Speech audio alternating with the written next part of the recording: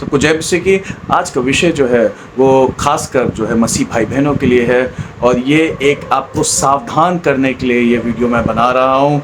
सुनिए, बहुत ज़रूरी है झूठे शिक्षकों से सावधान रहें। जो पवित्र आत्मा का एक वरदान है, अन्य भाषा उसके विरोध में प्रचार कर रहे हैं, उसके विरोध में शिक्षा देते हैं। अन्य भाषा एक ऐसा वरदान है जो कि हमें इसलिए दिया गया है ताकि हमारी आत्मिक उन्नति हो सके। अन्य भाषा एक ऐसा वरदान है वो इसलिए दिया हमें मिलता है ताकि हम परमेश्वर से बातचीत कर सकें। पहला कुरिन्थियों उसका 14वां अध्याय उसका 4था पद कहता है कि आत्मिक ये वरदान एक ऐसा है ताकि जिसके द्वारा हमारी उन्नति होती है। हमारी उन्नति होगी तो कलीसिया की उन्नति होगी, परमेश्वर की देह के उस प्रभु यीशु मसीह की देह की उन्नति होगी, परमेश्वर की कलीसिया की उन्नति होगी। और दूसरी चीज पौलुस कहता है रोमियो उसका 8वां अध्याय उसके 26वें पद में कि हमारे भीतर विश्वासियों के भीतर एक दुर्बलता है कि उन्हें नहीं पता कि प्रार्थना किस रीति से करना चाहिए। तो वो दुर्बलता जो है लिखा है, इसी रीति से आत्मा भी हमारी दुर्बलता में सहायता करता है क्योंकि हम नहीं जानते कि प्रार्थना किस रीति से करना चाहिए। तो उस दुर्बलता को नाश करने के लिए, उस दुर्बलता पर जय पाने के लिए हमें अन्य भाषा दिया गया है कि जब हमें पता ना हो प्रार्थना किस रीति से करना चाहिए तब अन्य भाषा है वो एक्टिवेट होता है, अन्य भाषा में प्रार्थना करते हैं। और जो हमें नहीं पता होता है पवित्र आत्मा के वरदान के द्वारा, इस वरदान के द्वारा हम क्या करते हैं, अन्य भाषा के द्वारा जो हमारी आत्मा जो चाहती है वो परमेश्वर से बातचीत कर पाते हैं जो हमारी बुद्धि नहीं जानती।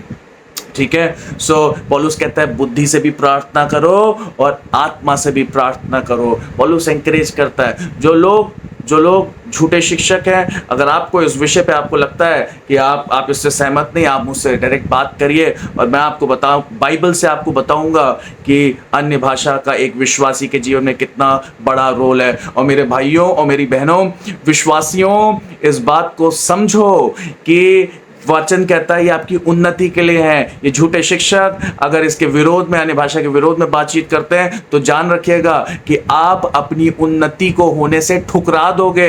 अगर आपके पास अन्य भाषा का वरदान नहीं तो प्रार्थना करें, परमेश्वर अनुग्रहकारी परमेश्वर वो देगा वरदान। और अगर आपके पास पवित्र आत्मा का वरदान है तो ज़्यादा से ज़्यादा प्रार्थना करें, ज़्यादा से ज़्यादा प्रार्थना करें अन्य भाषा में।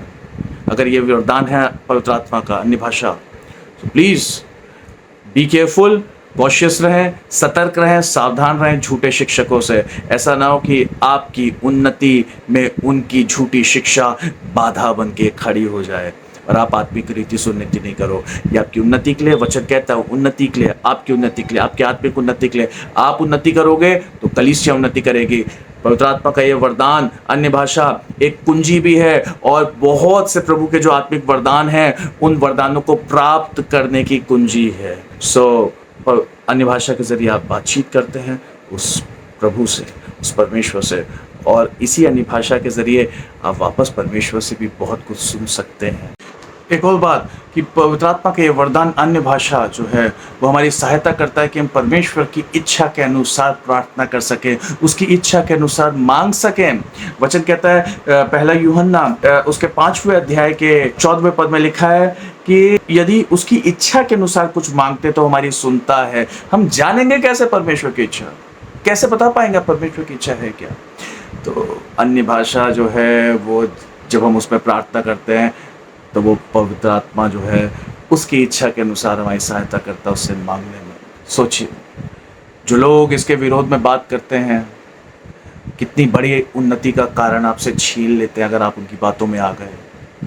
तो प्लीज़, अगर आप चाहते हैं परमेश्वर आपके जीवन में और सामर्थ्य रीति से कार्य करे, अन्य भाषा में प्रार्थना करिए, ज़्यादा से ज़्यादा करिए। मैं आपको बताना चाहता हूँ मेरी अन्य भाषा जो है वो समय के साथ साथ ग्रो करी है, बढ़ी है। आप जितना अन्य भाषा में करेंगे, प्रार्थना करेंगे, उतना समय के साथ साथ वो अन्य भाषा ग्रो भी करेगी। बाधा मत बनने दें किसी की झूठी शिक्षा को। आपकी उन्नति परमेश्वर की इच्छा के अनुसार प्रार्थना करिए, अन्य भाषा प्रार्थना करिए, परमेश्वर से कम्युनिकेट करिए, बातचीत करिए, परमेश्वर के बातों को वापस सुनने के लिए आपके कान जो है वो बातचीत करेगा। जब इन भाषा में बातचीत करते हैं, खामोश भी रहें कुछ समय के लिए, तो देखिए प्रभु आपके हृदय में अपनी बातों को डालेगा। जब आप प्रार्थना में बैठते हैं, जब आप प्रार्थना करते हैं, अकेले रूम में प्रार्थना करते हैं, उस समय जब अन्य भाषा बोलते हैं, तो जब आप कई बार ऐसा होता है जब प्रार्थना करने को आपको नहीं पता होता है कि क्या प्रार्थना करनी। कई बार मजबूर फील करते हैं आप, कई बार आप टूटे हुए होते हैं, कई बार आप परमेश्वर से बहुत कुछ एक्सपेक्ट करते हैं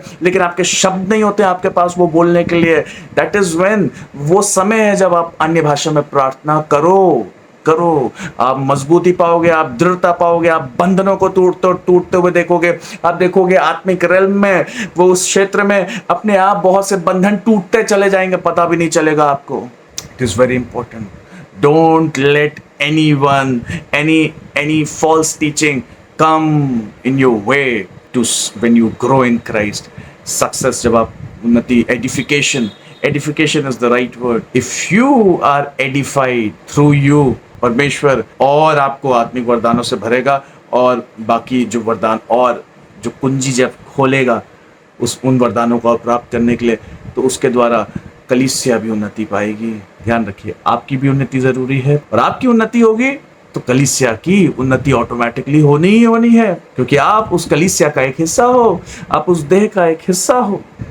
और अगर आपके पास अन्य भाषा का वरदान नहीं है तो आप प्रभु से प्रार्थना करें और पवित्र आत्मा आपको जो है अन्य भाषा का वरदान देगा। ये एक बहुत कॉमन, सबसे ज्यादा एक ऐसा वरदान है जो विश्वासियों में ये वरदान देखा जाता है, मोस्टली बहुत कॉमन है।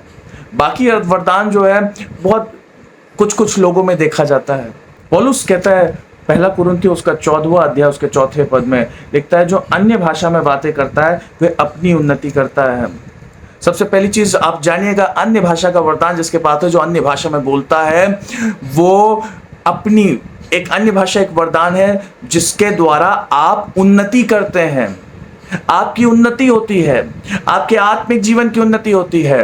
बाकी वरदानों के द्वारा कलीसिया की उन्नति होती है, लेकिन कलीसिया की उन्नति के लिए जरूरी है कि आपकी उन्नति पहले हो।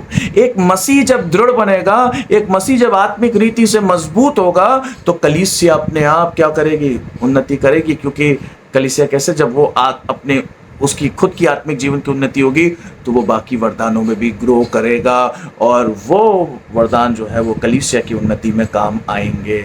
और ऐसे बहुत से वरदान हैं जिनका जो कुंजी है, जो चाबी है, वो अन्य भाषा है।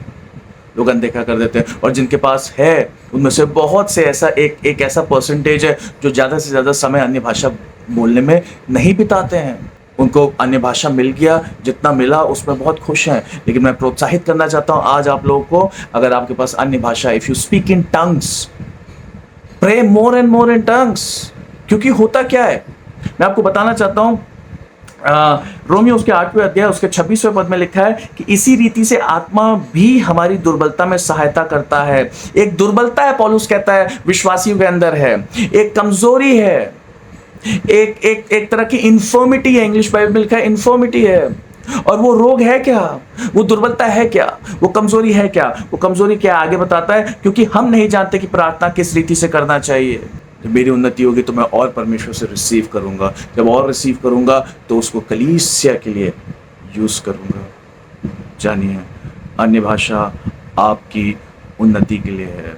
वो शिक्षक जो कि अन्य भाषा के अगेंस्ट प्रीच कर रहे हैं, ध्यान रखिएगा, अगर आप उनके पीछे गए तो आप अपनी उन्नति होने से अपने आप खुद अपनी उन्नति को ठुकरा देंगे, उसको रोक देंगे, अपने आप को और आत्मिक रीति से बढ़ने से। आपकी पवित्र आत्मा सहायता करेगा, मदद करेगा। जय मसीह की। धन्यवाद।